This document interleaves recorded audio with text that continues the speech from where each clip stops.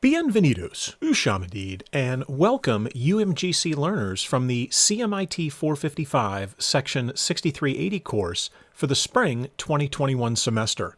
This is the Cisco Networking Academy's CCNP ENCOR version 8 curriculum, and in this packet tracer tutorial and activity, we're going to be taking a look at packet tracer 24.2.1, where we're going to be configuring the Syslog protocol as well as the network time protocol.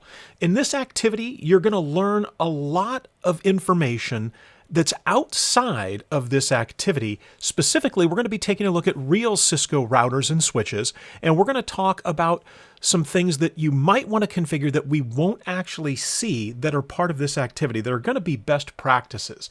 So let's go ahead and dive in and take a look at the activity as it stands. So as you can see, we're just going to be configuring syslog. We're going to generate some events. We're going to set the system clocks on some routers and switches, and we're going to configure and then verify NTP. All right, so here are the instructions. Let's enable the syslog service. Now, we have our syslog server over here, so we would simply click on that, and we would go to the Services tab. And you can see right here, about in the middle, we've got our Syslog Daemon. And so we're actually going to turn this service on. And the reason we're going to turn it on is this is where we're going to be sending our syslog messages. Now remember, syslog is a protocol. It uses UDP port 514. And syslog's been around for a very long time. In fact, it predates Cisco, believe it or not. So syslog was originally described in RFC 3164, and that's now been obsoleted by RFC 5424. However, syslog's been around since the 80s, and that was when I was actually first introduced to it back in 1989, 1990. So it's been around for a long time, and it was originally developed and deployed on the Unix platform, and this was before Linux was actually a thing. All right, so we've got our server configured, and now there are multiple different ways that we could do this, right? We could send our syslog messages to a server for safekeeping, and this is a best practice, and that can be your SolarWinds server, although SolarWinds is having some challenges right now with security, but it could be whatever your syslog logging software is, right? SolarWinds is a popular one, so we'll go ahead and mention that. Now, you can also have syslog messages sent to the console. So I'm actually consoled into a real Cisco switch, and this is just a 2960 switch. And here is a great sampling of what syslog messages look like. We have this date timestamp format here. We then have the facility followed by the severity level, right? And then a comment or a description of what actually is taking place. And so this is from the line protocol facility, and we'll talk about the different, there's 24 different categories and then 12 facility types, and we'll talk about those in a little bit here. But this is just sort of a sampling, and these are probably the most common that you're going to see. Link up, down, line protocol up, down. These are common events that you would see on a switch or on a router if you're bringing interfaces up and down. And so here are these syslog messages. Now, again, we can send these to a syslog server like we're setting up here, but they can come to the console as well, like we just saw. And they can be sent to a VTY line. So if you're SSH'd in to a router or a switch with the terminal monitor command, you can actually have those messages show up on that virtual terminal. So there's just sort of a sampling. And again, we can buffer them locally on the device as well. And that's just kind of a sampling of all the locations syslog messages can be kept. All right, so we turn the syslog facility on. Now we're going to configure some of the devices to use syslog. And so the first one is going to be router 1. And we want to send the syslog events to the server. And so let's get on to router 1. And let's give ourselves some room with which to work here. And let's jump into the CLI on router 1, and we'll go from user exec mode with the enable command to privilege exec mode. And it's from here I can go into global config with conft or configure terminal, and now we're going to enable logging, right? And this command that you see here, this logging command, this is the command that's used in order to indicate where you want the syslog messages to be sent, or one of the locations you can have those syslog messages sent. Now, by default, there is a buffered log on the router or the switch, which will be collecting up those syslog messages, but by default, it's limited in the amount of information that it can hold. So by default, if I was to come over, let's go to a real Cisco router or switch here. And here is a device that obviously is having some spanning tree issues, but we're just going to say no here. And so here's a device that's fresh out of the box, right? We'll assume this is a brand new device. So how do I see the buffered logging messages? Well, you just simply say show log, or you can say, show logging as the full command. So let me say show log. And you can see here we've got console logging, and this is what I mentioned, right? And this is what we're seeing because I'm consoled into this device. Monitor logging, your VTY virtual lines. Buffer logging. This is the logging that's being done on the device and being kept in volatile memory. Because if the device reloads, gets powered off, turned back on, crashes, comes back up, all of that syslog buffered information is gone. And so that answers the question as to why you send it off to a syslog server for safekeeping. And so we can see here we've got these three options, right? The console to the VTY monitoring logs and the buffered log. And you can also see the default levels here. So to the console, we're going to see all the way down to the debugging level, and it's true for the VTY lines as well as the buffering that we can set up. Now, here is the interesting part right here. Exception logging size, 4,096 bytes. Now that is tiny, because if you think about it, a single byte is a single character.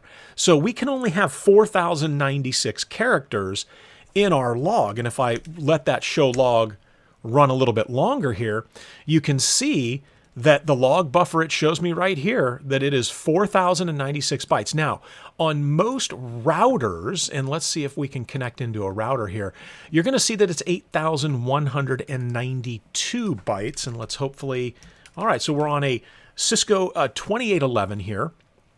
And we're just simply going to right out of the gate say show log. And let's get into privilege exec here. And we'll give it a second as this is trying to do some stuff. And here we go. Here are syslog messages coming to the console, which by default we would expect. So if I say show log on the router, well, actually, this is an older router, so it's 4,096 bytes. On current routers, you usually see 8,192. And again, it'll vary.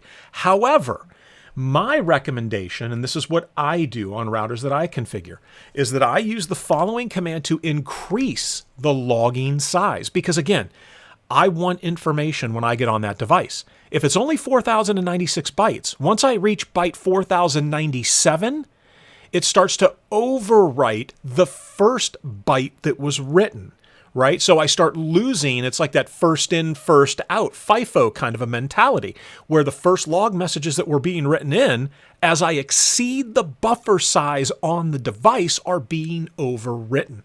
And if you don't want to have to go out to your syslog server and dig that information up, if you want to hold on to that, and again, I was on ISR G2's, the 2900 series, and what I like to do is I like to say logging buffered, and I like to set it out to 512,000. Now you might be saying, well, that seems pretty extreme. Keep in mind, right? The more information you have, I'd rather have the information and not or never need it than need it and not have it, right? And again, depending on the amount of memory you've got in your system, maybe you want to carve up 1,024,000, right? And double this. How much do you want to keep? So now when I say do show log, excuse me, you can see here that it overwrote, when I run that command, it overwrites the entire log buffer, which, this is a brand new device, not a big deal, right? And you can see here, there is the size in bytes, right? There is the size in bytes. And so if I was to scroll back up here, yeah, I was just looking at something. So the exception logging was 4096, and I'm wondering if I was off. Did I not go down far enough? Yeah, no, okay, so the logging buffer was 4096. I was expecting 8192 on these 2800 series routers, didn't see it. So anyway, that's the size of the logging buffer. Again, it's buffered. It's in volatile memory. The device gets reloaded, the information's gone. So this is why we send it to a syslog server. So how do I tell the device? And again, this is all happening simultaneously. I can send it I can have it on the console, I can have it buffered, and I can have it sent to a server, a syslog server, all at the same time, right? So that we've got multiple threads going, multiple irons in the fire, if you will, in terms of keeping these syslog messages. And so here's how I indicate the server, the syslog server I want my information to go to. Now, could I put another server in here? And let's see, again, did we get we got the credit for that in terms of the completion percentage. But what if I was to say do show run and include logging, right? You can see we've got that one device. What if I pull this back up and say, yeah, we're going to send it to that device as well? Does it overwrite the previous device logging statement, or does it allow me to log to multiple sources or multiple destinations, I should say? And we can log to multiple destinations. Now I'm going to pull that out of here so that we do not end up with a catastrophe. And again, take a look at that, right? Here is, how apropos is this? We're talking about syslog. We're talking about setting it up, logging to a server. And what do we get? We get a syslog message talking about the logging host start stop. So we started or stopped a host. Here's the facility, right? And 6, level of severity is 6. We'll talk about the severity levels here shortly because there are many. There are 8 in total from 0 through 7. And severity level 6 is informational, right? And what's the description? Well, we turned off syslog logging to port 514 on that server. Again, UDP port 514. All right, so I just wanted to pull that out of there to make sure that we're good. Now, we've actually generated an event here. So let's go to the syslog server. Let's go to syslog, and let's see if it picked that event up. Let's see if we saw anything there. All right, we did not, and that's okay. Again, this may be like a packet tracer thing going on here. So let's come back out. We're going to configure switch 1 to send to the syslog server. And so again, it's as simple as coming down, and we're simply going to say, we'll get into global config and we'll say logging. Now, when you do a question mark here, you may also see this host option. So sometimes you'll see it as logging with just the IP, which is what we're doing here. Other times you're going to see maybe in books, logging host is the command and then indicating the IP address. Both of those will accomplish the same thing. And so we set our logging host command there. Let's come over here and set or I should say the logging command. Let's get into global config and let's say logging 10.0.1.254. And we've got our logging there. Now, you might also see in other materials where you have to turn the logging on. And you can see here, right, enable logging to all enabled destinations, where you have to say logging on as well. And so I always do the logging host, put the IP in, and then do the logging on to make sure that everything is ready to go. So we've configured switch 1 and switch 2. Now we're going to generate some logged events. So we're going to configure a loopback interface, right? A great way to test on a router. And we're just going to call this interface loopback 0. And as you can see right there, this is the beauty of loopback interfaces, is that they are up from the get-go. From the moment they're configured, the loopback interface is up, and the only thing that takes that interface down is you saying no shut or the device completely, crashing, reloading, whatever. But a loopback interface is up from the moment it's created until the moment you decide to shut it down. And so these are great testing interfaces. And now we've got this link changed, right? So here we see our date timestamp, which we'll be getting to in the NTP portion, because this is highly inaccurate here, right? This is extremely inaccurate, I should say. So it's a year behind. It's showing March 1st, 2020, and that's not going to help me if I'm going to troubleshoot things. But we'll get to that in a second. First, we'll transition back here to the syslog messages. So here's the facility, right? Link, the severity level 5, which is notification, and the little mnemonic I use is notification to remember that severity level 5 is notification. And then we've got this up-down line protocol. So now let's come over here to the syslog server, and lo and behold, and we can probably, I can't adjust that there. It's not allowing me to adjust things, but you can see here, there are the messages. I brought the interface up, and here's what we see. So we're logging those syslog messages. Now, what's the practicality of this? Well, you have a junior engineer who goes onto a device, maybe not supposed to be on that device during the day, and it's a production device, and something gets shut down by mistake. Maybe they're practicing for their CCNA. You now have a log of the exact time that took place, right? And there's other logging features that you can add so that you can actually see when we start to talk about the archiving of things, where you can actually see who ran which commands, and that shows up in the log as well. So these are all things that you're going to want to have. Or maybe the telco provider denies that the interface, the serial interface with them went down, right? And you're like, no, I've got the log messages right here, right? So that's the practicality of syslog. So we're going to disable this, even though we've already seen, we're going to disable the interface. I said disable. I thought, okay, no shut.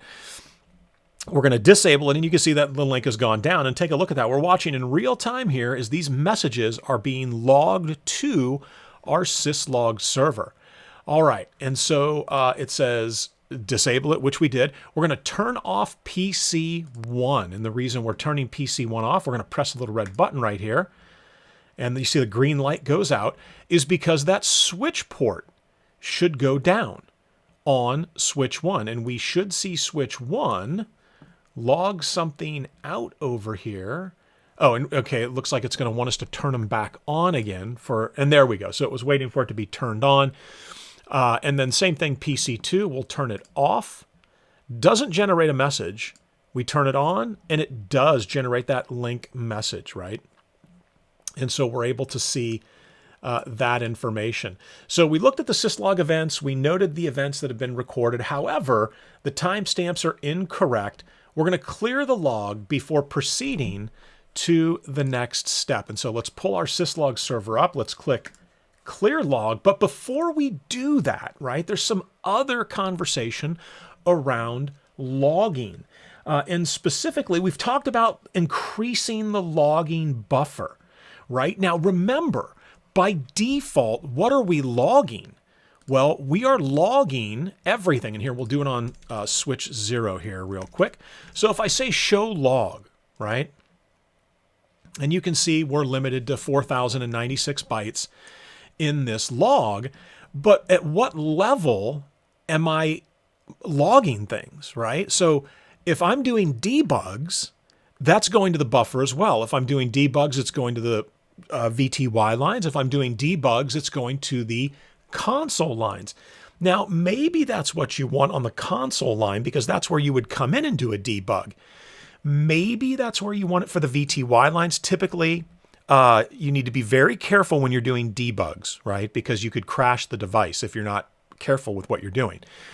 In the buffer, we don't always want the debugs going to the buffer, especially if we're seeing those debugs in the log. And so maybe we want to change the level of the messages that we are trapping, right, that we are trapping. And so this is the default for what we've got going on here. And you can see trap logging level informational. Excuse me. So again, to be clear, this is the default level on these lines. The trap logging, the level is informational, right? And so we're not actually, when we trap a syslog message, or when we decide what's interesting to us in terms of capturing, is we're doing the informational level. So that raises the question, what are the different levels that are out there? Well, we can see this by simply saying logging. If I do a question mark, you're going to see a lot of options here. Excuse me, and it's the trap. Set the syslog server logging level. So let's say logging trap, I'll do a question mark here, and here are the severity levels, right? And again, there's 8 in all. It goes from severity level 0, which is double dog red alert, the system is unusable. And typically severity level 0, you're not going to see that. I can't even tell you the last time I saw severity level 0 when a device has crashed, because typically if the device is in that bad a shape, it's unable to get that message out and to get it logged. But severity level 0 is there.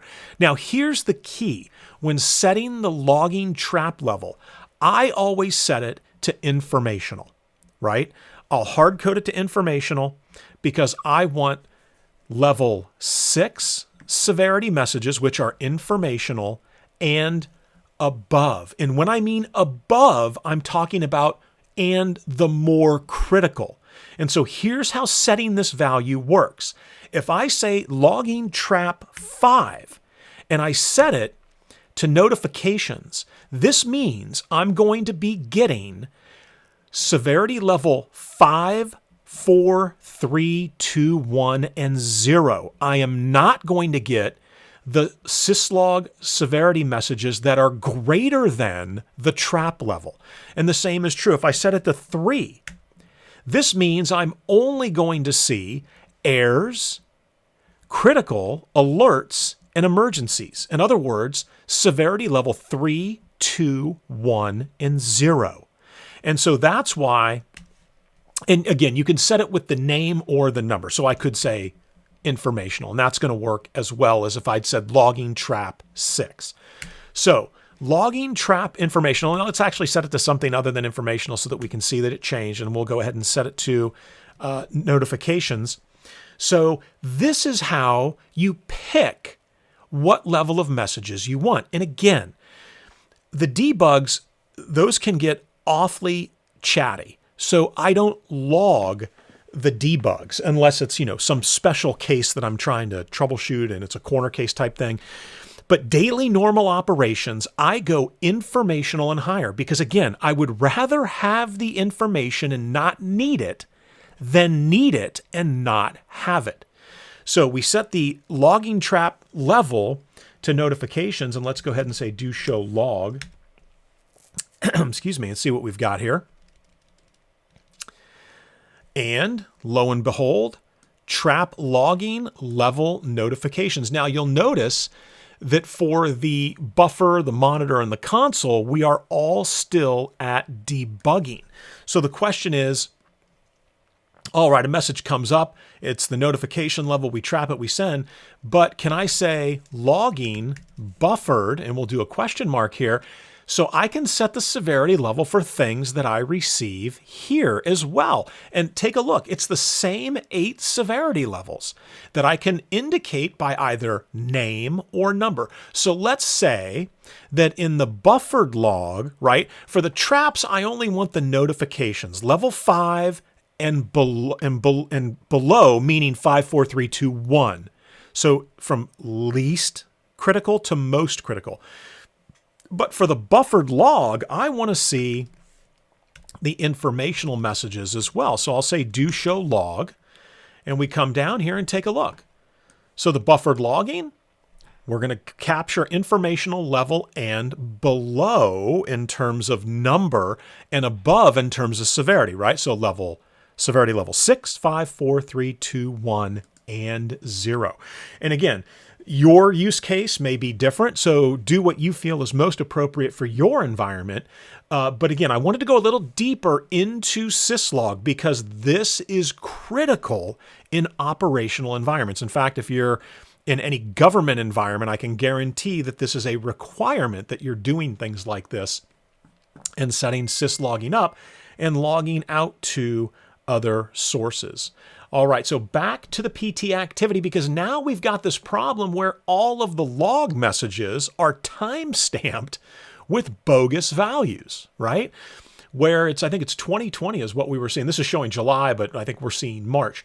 So let's manually set the clocks here. So I'm going to pull up switch 1 and let's give ourselves a little bit more room with which to work. And we'll talk about displaying the clock and some of the additional settings that we might want to have in effect here. We're going to be using the NTP server, so that should be syncing our time up. So here we are on switch 1. Now, it doesn't actually ask us to show the clock first. Well, let's take a look. Let's say show clock, right? And so that's what it thinks it is. That's sort of the default time when you turn the device on. But if I say show clock detail, this is going to show me where the device is getting its time from, and it's coming from the hardware calendar on the switch. So we know that it's not syncing up with an NTP source, obviously, because it's showing 1993. And so that's how we can see what the actual device thinks the time is just show clock. Now, one of the confusing things for learners is when you configure the clock, you do it from privilege exec. You don't do it from global config. And so it's here where we would say clock set, clock set. And by default, I'm going to be putting the time in as UTC time, right? So the, I can never remember, universal time or coordinated universal time. It's coordinated universal time. So because it says UTC, but you say coordinated universal time, sort of like that ISO, OSI thing. Okay, so coordinated universal time. In our world, in my world, we refer to this as Zulu time, Z time, and it means the same thing, right? So I'm going to say clock set and show you the options here. So we can do the current time. So right now, UTC time is +5. So if it's 10:22, it's actually 11, 13, 14. It's actually 15, and I'll do 23. I'll put us ahead here so we can type the rest of the command out. Now I'm going to put the day of the month. Well, today is the 13th of which month? It's, February. I'm jumping ahead a month on you there. And then we put the year, 2021. And so I'm going to go ahead and hit enter. Now we've set the clock value, right? And so now I'm going to say show clock, and you can see it's UTC time, right? That coordinated universal time by default. Now, what you might want to do if you don't want to play the +5, -5 game of trying to figure out, and then daylight savings time hits and it goes +4, -4, right? So if you don't want to have to try to sort that out in your head, you can set the time zone. Now, they don't show you how to do that here. And again, I'm not sure why they don't show you, because that would be something you might want to consider, is setting the time zone. In our environment, everything we do is UTC time, Zulu time. However, maybe that's not what you want to do. And the time zone thing, as well as setting the summertime or the daylight savings time being recurring, those are things that you're going to want to know and you're going to want to set. So let's take a look at that. We'll step away here over to this router, right? So again, here I am on the switch. Here I am on the switch, and if I say show clock, you can see there's that sort of default bogus time that we end up with. So let's go ahead and let's run that set clock command and clock set. We'll run that clock set command and we'll put in the hours again. So it would be 11, 12, 13, 14, 15. So we'll go 15 :24 :00, and then it's the day. So we'll say it's the 13th of February, 2021. 2021. So now when I say show clock, and there we've got a syslog message that popped up, right? So I say show clock, and now we have an accurate timestamp, right? So my log messages, any syslog messages that are being buffered here on the device, are going to be accurately reflected when I say show log. However, what's the use case here where, maybe I want to set the time zone. Maybe I'm on the East Coast, right? So how would I do that? Well, you're going to set it like this. And this is one of the most confusing things for learners. And I know that this baffled me when I first saw it years ago. I was like, oh, okay, so if I'm on the East Coast, I'm going to say clock, time zone, and the summertime we're going to come back to in just a second. So if I say clock, time zone, and do a question mark, you see this word, right? Name of the time zone. And the examples that I saw back in the day were either EST or it would be like EDT for Eastern Daylight Time or Eastern Standard Time. And I always thought that that was what drove the adjustment in the time. And it's not. All you're doing here, this is, you can type in whatever value you want here. I can put in Eastern. And underscore time. Hopefully it'll take all of that, but Eastern would take. So I'm going to put this in here. Again, this is a descriptor for you to use, right? So that you know what time zone you're setting it to. So I'm going to say Eastern underscore time, and right now we're 5 hours behind Zulu, behind that coordinated universal time. So I can say Eastern underscore time, and that's limited to 7 characters, of course. So, oops, and I don't have my logging synchronous on, so let's come back here. So I can say Eastern, right? And that's going to take. So I can put in any 7-character name that I want that describes the time zone that I'm dealing with, because now when I say do show clock, it shows me the time. It adjusts the time and shows me the time in the time zone that I'm interested in. Right? And again, that Eastern, that's not like a keyword, and that's not triggering the adjustment of the time. That is triggering the adjustment of the coordinated universal time. Again, the default time when we do the clock set command, that's being done in coordinated universal time, UTC Zulu time. It's not until I come in here and do this that I'm going to get the time in time zone fashion. And so again, what I could do, and this is kind of the beauty of universal time, right? Because let's say that this router gets built, we're using it on the East Coast, I ship it to the West Coast, the universal time was set, right? And the time zone is wrong. Well, what do I need to do? Well, I'm going to say clock, time zone, and how about this? I'll say Pacific, right? Less than 7 characters, we're going to be good. And Pacific time, which is 3 hours behind East Coast time, would be 8 hours behind UTC Zulu time. So I change the clock time zone, and then the guys and gals out there say, all right, let's see, do show clock. We want to be able to see, local time. When did this take place out here, right? And then we see, all right, I was at 7:27 in the morning, because right now it's 10:27 in the morning here on the East Coast, 7:27 on the West Coast. And that is how you would manipulate the time. Now, what about daylight savings time? Because daylight savings time is a massive hassle. Because if you're thinking, well, what happens in March and November when we spring forward in March and fall back in November? Yeah, things are going to get out of whack unless, click clock. We come in here and we say clock summertime. And again, name of the time zone in summer, and I can say, Eastern, and I'll just say Pacific again. Pacific, and to do a question mark here. Now, you can put the dates in, right? But you just put recurring so that it knows, and again, the iOS is updated to know when we're going to be going into and out of daylight savings time. So now do show clock detail. If I say do show clock detail, take a look at this. Summertime starts, right? We spring forward. It's got the date in here, March 14th, coming up soon.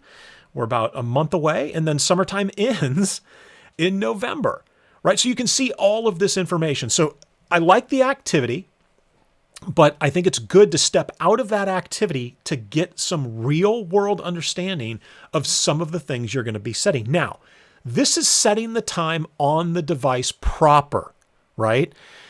Obviously, you want to be using some kind of an authoritative NTP server, which is what we're going to do now. So now let me go ahead and step back in here. And so this is going to show us that service timestamp command. So manually set the clock on switch 1 and switch 2. We did it on switch 1. Let's come over here to switch number 2, and we'll set the clock value here as well. So it's clock set, and what are we looking at?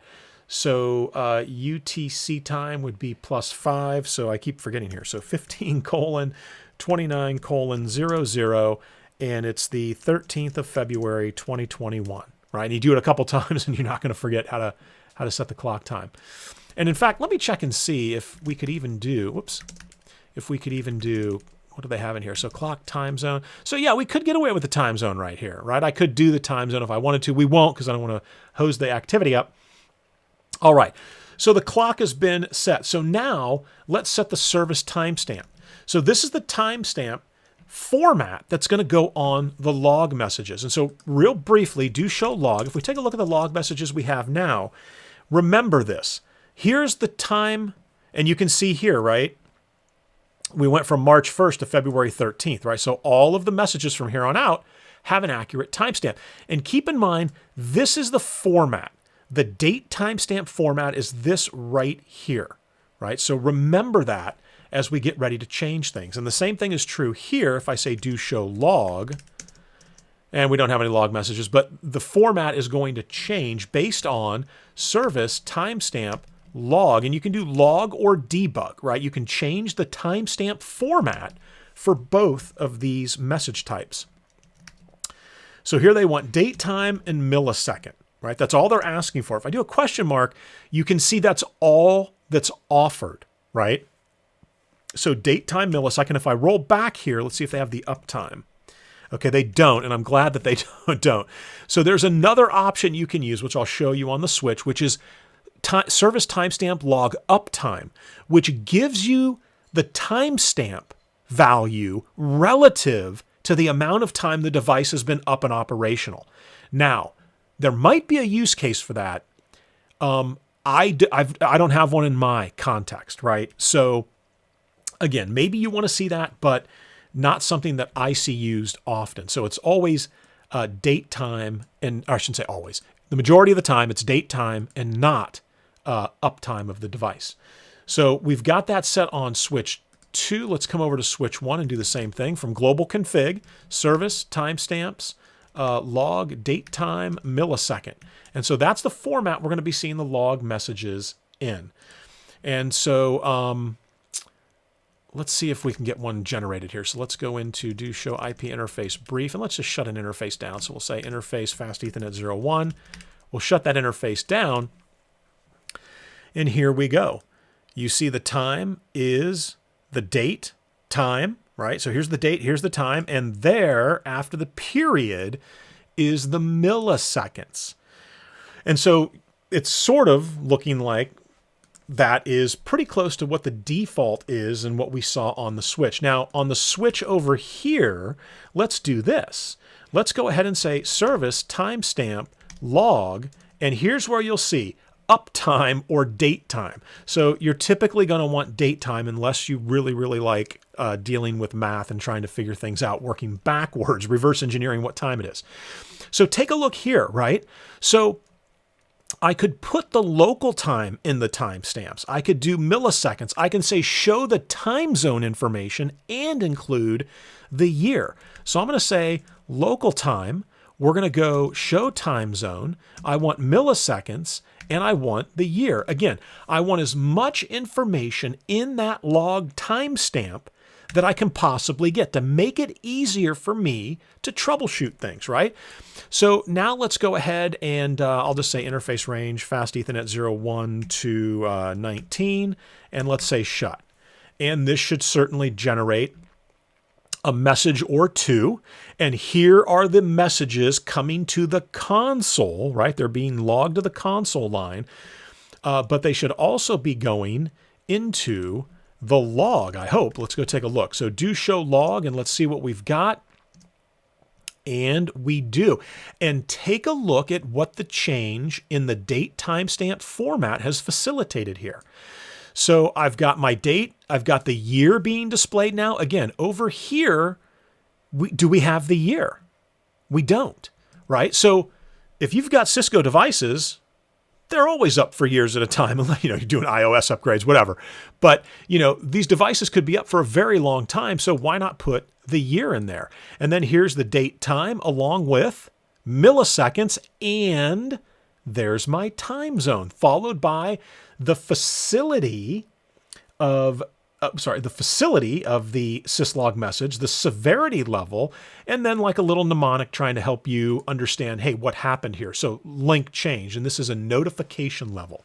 And so we see these, and that's what changing the format of that date timestamp allows you to do. All right, so now let's get into configuring the NTP service. So we're going to turn on the NTP server. So let's click on the NTP server. Let's go to services. We'll click on NTP, and we're going to turn NTP on. And let's see if it's asking me to actually set things properly, because this is clearly off. So here's what I'm going to do. We'll see if this works. I'm going to go February 21, and no need for authentication, and it is the 13th. That's not the right time, so let's come in here and go 8, 9, 10. Try to get it a little bit closer, and we'll go up to 35. Here, let me just type in 35. Or 37, close enough. All right, so we're going to go with that as our timestamp, hoping that that's the timestamp we're going to see. Again, if we don't, not the end of the world. We can chalk that up to packet tracer. So we've turned the NTP server on.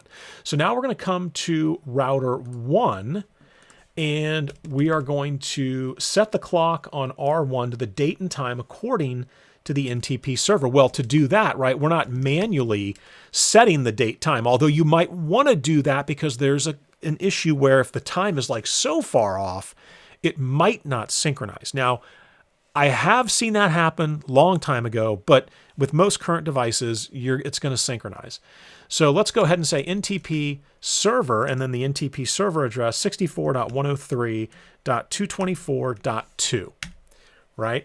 And of course, that's going to give us a few points in the activity. In fact, that's going to take us to the 100% threshold, which is great. Now, let's talk about something else. What if I've got another NTP server, right? What if that NTP server crashes? I want to have a backup NTP server.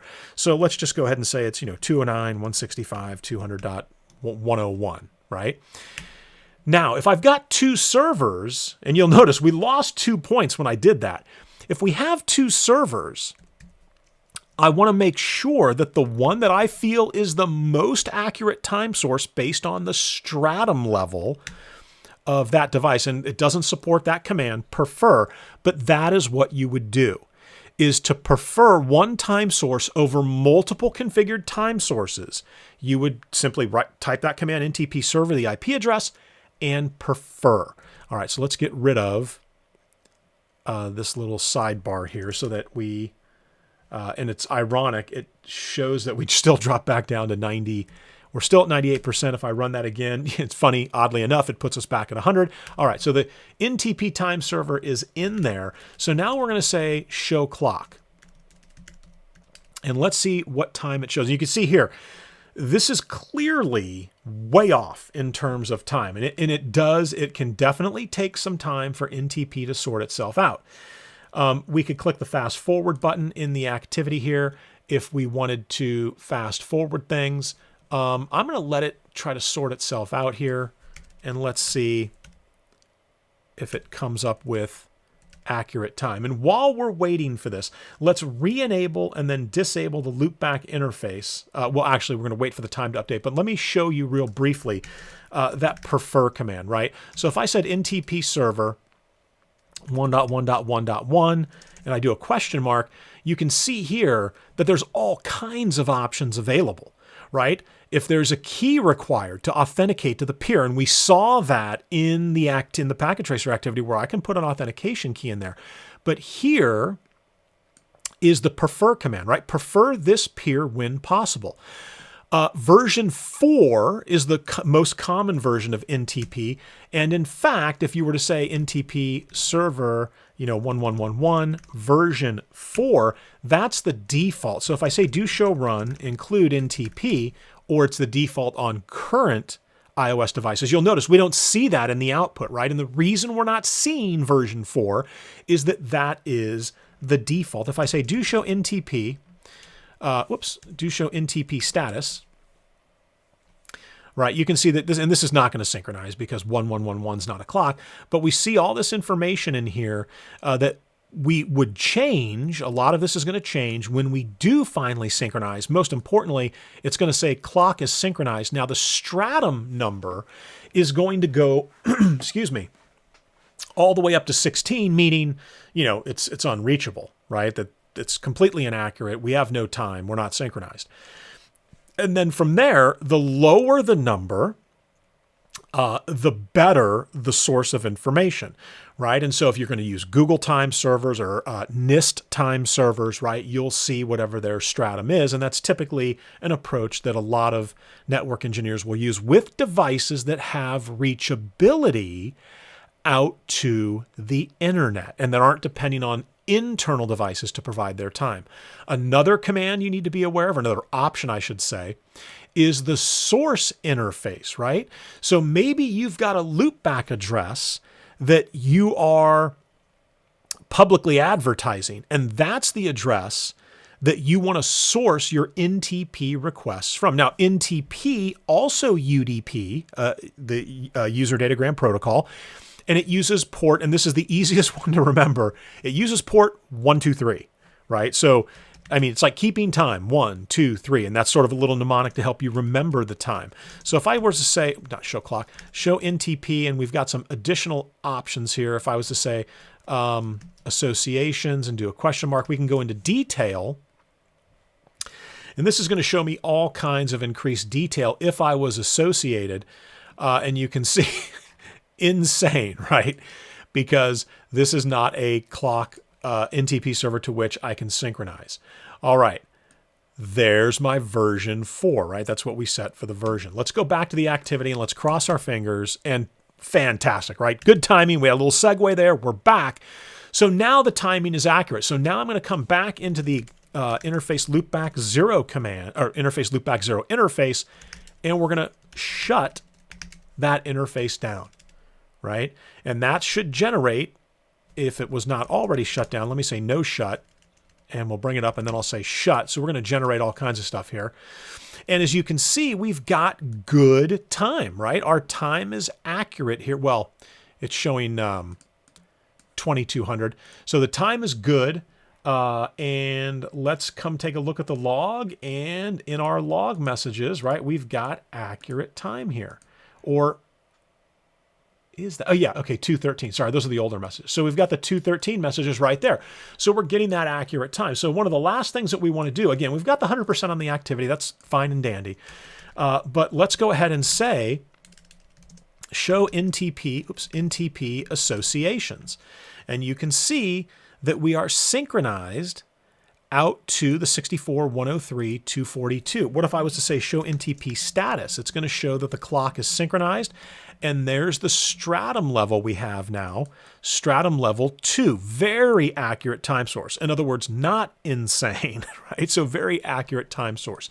So those are some of the commands that you can run to validate the configuration. All right, well, that is going to do it for this deep dive into Syslog and NTP. Again, we had to go outside this activity to really discuss some of the things that you would look at doing when you're configuring both Syslog and the network time protocol. All right, thank you so much for watching. I hope this has helped your understanding with a lot of the semantics behind these two protocols. That's all I've got. Thanks for watching, and I hope to see you in the next video.